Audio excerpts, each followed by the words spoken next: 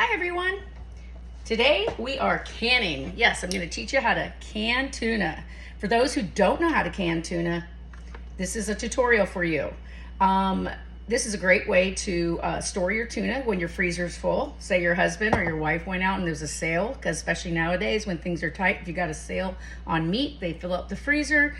Well, guess what? You just went out fishing. You need room for your tuna. So either yellowfin, bluefin, even yellow tails is amazing this way. So this was my yellowfin tuna. I had caught this on Saturday, brought the tuna home whole. I filleted it myself, used the collar and the belly, and I stuck it in the freezer and sealed those. And then the rest of the tuna, I went ahead and canned it. You see all the juices in there? Isn't that amazing? So all that juice in there is the juice from the tuna. That is not water. You do not have to add any liquids to your tuna. The only thing I have in there is salt and pepper. You can see the pepper in the backside. And what I like to do, I like to reuse my jars, so I just write yellowfin and what it is, the date on it, and that easily washes off after you're done with using your jar, after you've eaten that tuna. Do not reuse the lids and the sealers. That is not good. It can cause contamination. Once you've used it and the seal is broken, they're not reusable. I don't suggest that. So what you want to do is, this is one that I've already made, so I'm going to go ahead and put this away. I basically you need a cooling rack to cool everything, so make sure you have one of those. Make sure you sterilize your jars, lids and everything, get them nicely sterilized and cleaned before you start. I like to take salt and pepper, and I just put a little bit of salt and a little bit of pepper at the bottom of the jar. Just a little bit. There we go. And then what you want to do is you want to start adding your tuna. So you want to put a few scoops. You want to chop up cube style, chop up all your tuna in chunks and start adding it to your jar, packing it down. Make sure you get all that space in there. Now this will shrink when it heats, so that's why packing it down will help that. You'll get more tuna out of your jars. So there you go. Halfway in between, I'm going to add some more salt. I'm going to add some more pepper, and then I'm going to do it again. There we go. When you get to the top, after you get done packing it, I want you to put one more dash of salt.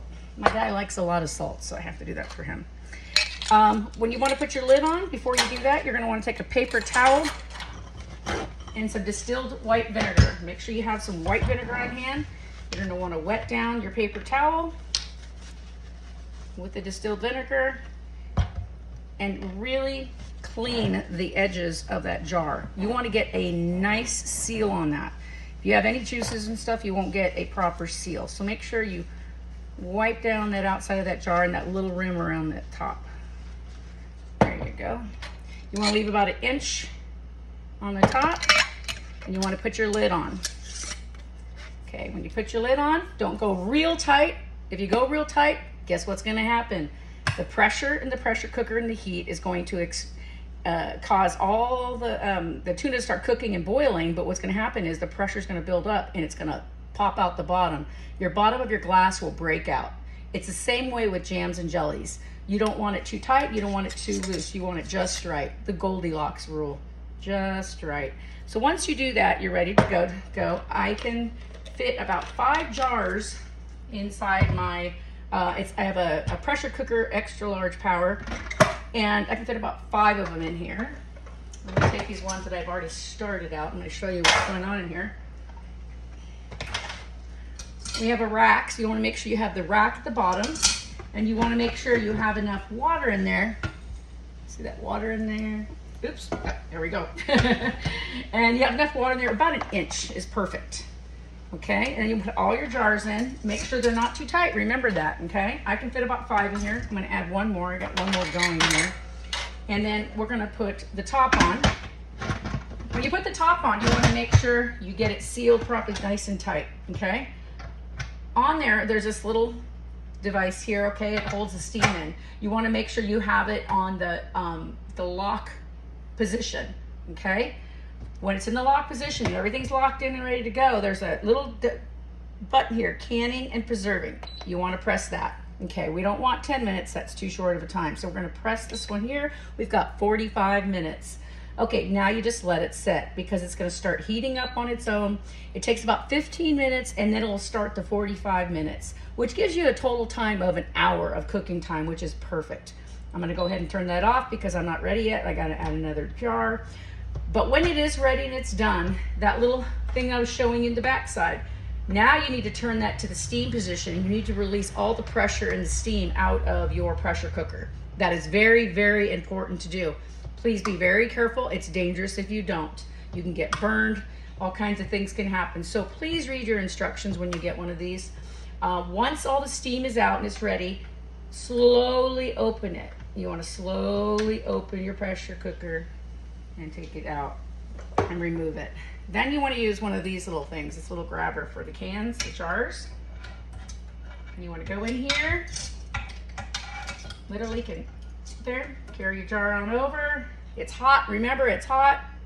Not hot right now, but it will be. And you want to put it over here and let it cool. And what's going to happen is, if you hear the sound, hear that?